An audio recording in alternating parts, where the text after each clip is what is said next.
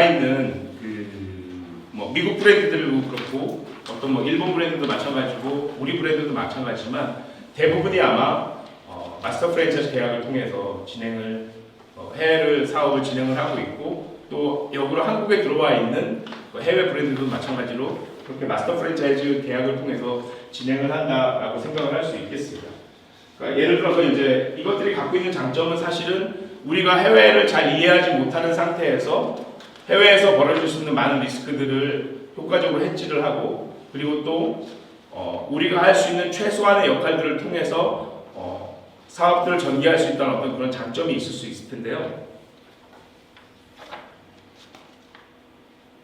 사실은 뭐 본사로서의 어떤 역할을 했을 때 재정적인 투자를 저희가 직접 하는 경우가 거의 없죠.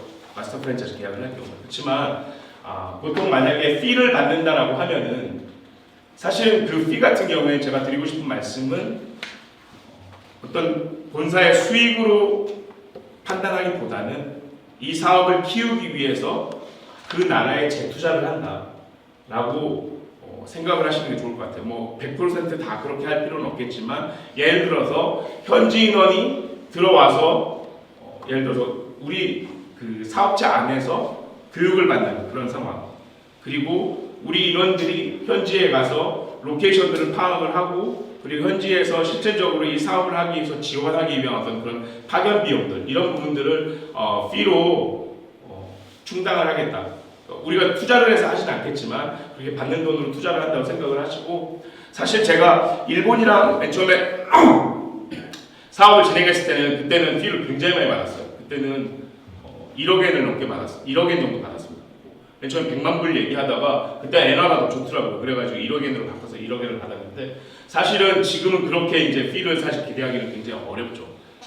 지금 저희가 대회비는 아닙니다만 사몬가든 같은 경우에 지금 베트남이랑 진행을 했어요. 베트남이랑 작년에 계약을 했고 fee는 30만 불이었습니다. 30만 불이었고 지금 인도네시아도 이제 저희가 진행을 하고 있는데 인도네시아 같은 경우에는 인도네시아도 30만 불이었죠. 인도네시아도 30만 불이었는데 사몬가든으로 진행을 하다가 사실은 한국에서도 매장이 하나거든요. 그런데 현지에서 사업을 해서 마스터 프랜차이즈 했는데 당신이 우리한테 fee도 내고 이 사업을 진행을 하는데 매장은 딱 하나밖에 못해. 그러면 로얄티도 내면서 사업을 하는 입장에서 이거를 한다고 선택하기가 굉장히 어렵잖아요. 그래서 한국에는 없지만 브랜드 하나 새로 만들었어요. 제가 와서. 어떻게 만들었냐면, 그러니까 사몬가든이라는 걸로 메이저 로케이션에서 브랜드를 어떤 알리는 어떤 인지도의 역할을 한다면 실질적으로 매장을 확대를 하는 곳은 삼원이라는 브랜드를 만들었습니다. 왜냐하면 뭐 압구정동에 있는 사몬가든 와보신 분은 아시겠지만은 뭐 발레 파킹도 하고 단독 건물이 이렇게 서 있는 그런 건물인데 사실은 만약에 동남아나 혹은 일본이나 이런 곳에서 그런 로케이션을 찾는다고 하면 굉장히 어려워요. 동남아 그 더운 나라에서 그 밥을 먹기 위해서 물론 그런 데도 있어요. 단독 건물이 있는 데도 있지만 그런 매장을 찾기는 어렵고 사실은 우리가 보편적으로 그곳 자체도 뭐 좋은 로케이션을 찾기 어렵습니다만 몰이라든가 백화점들이 대부분이잖아요. 그렇죠? 네. 그래서 몰하고 백화점에 런칭을 할 수 있는 식사 메뉴가 강조되어 있고 매장이 조금 더 멀티플하게 좀 다양하게 매장을 낼 수 있는 식사 메뉴가 강한 브랜드를 삼원이라고 새로 만들었습니다. 이걸 실제로 상표 등록도 하고 진행을 했습니다만 그렇게 해가지고 이제 fee를 그렇게 받게 됐는데요. 그러함에도 불구하고 현지에서 페이스 2로 가맹 사업을 전개하는 것은 아직 이르다. 일단은 직영으로 사업을 진행을 한다.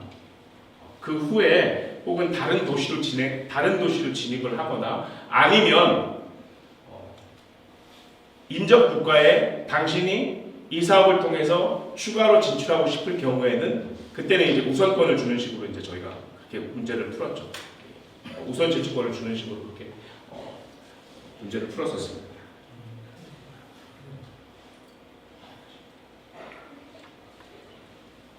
로열티 같은 경우에는 보통 이제 저희가 마스터 프랜차이즈 계약을 한다면 얻을 수 있는 수익은 어떤 게 있겠습니까? 일단 피가 있을 거고, 그 다음에 로열티가 있을 거고, 그 다음에 어떤 것들이 있을까요? 식자재 수출 뭐 이런 것도. 식자재 수출이 있을 거고, 그렇죠. 그 다음에 이제 마케팅 피라든가 사실은 그런 부분인데 어떻게 보면 그런 좀 과한 것이 될 수 있어요. 한국적인 상황에 봤을 때 우리가 만약에 마케팅 피를 받자면 피를 받는다는 건 좋지만 뭔가 또 그걸 가지고 해줘야 되잖아요. 마케팅과 관련된 부분들을. 그래서 대체적으로 그 마스터 프랜차이즈 피 그리고 로열티, 온고잉 로열티. 로열티는 보통 어떻게 책정을 하냐면 원천세가 있습니다. 한국으로 따지면 부가세죠. 그렇죠? 위드홀딩 텍스인데 원천세가 있는 경우들이 대부분이에요. 그래서 원천세는 제외하고 그 다음에 본사에서 프로모션을 하거나 디스카운트를 하는 경우가 있어요. 매장을 오픈했으니까 프로모션을 해야 되잖아요. 근데 할인을 해줬는데 그것까지 매출의 전체다 계산을 하면 안 되니까 그런 부분을 제외한 보통 그래서 그걸 순매출이라고 부르는데 넷세일이라고 부르는데요.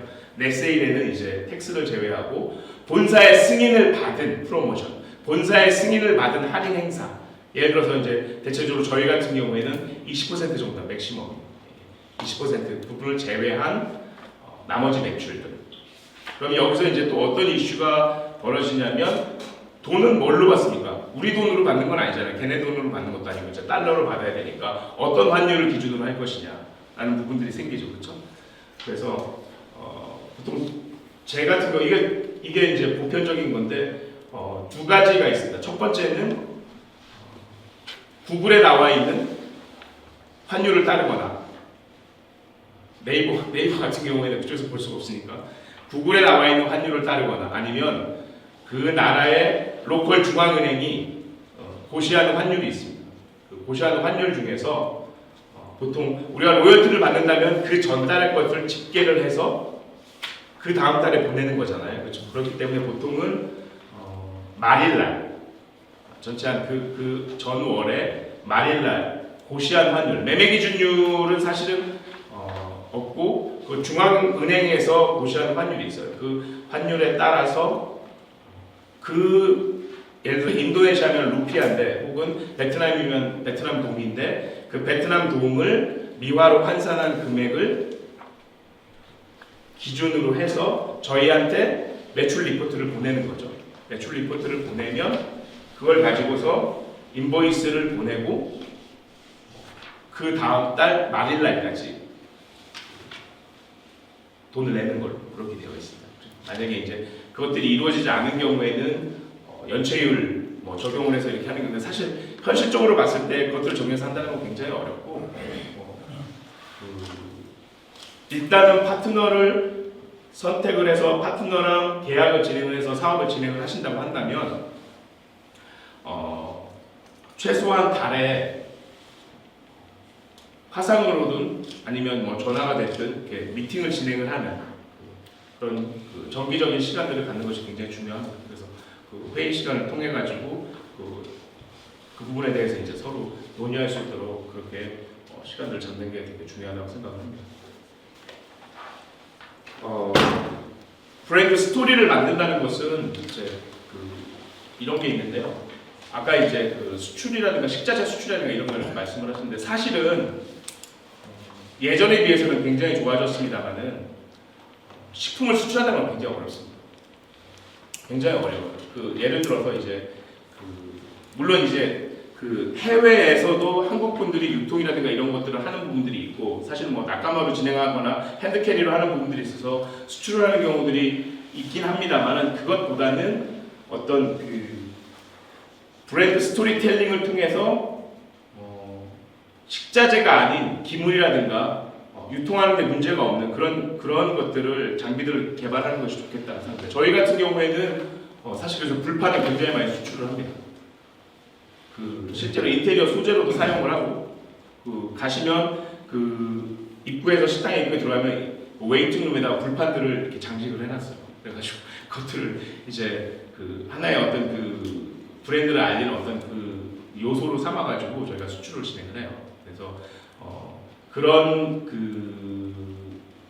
비식자재에 해당되는 어떤 그런 수출할 수 있는 요소들을 리스트업을 해서 만드는 것이 굉장히 중요하다. 그래서 브랜드 스토리텔링을 하는 것이 중요하다고 생각을 합니다.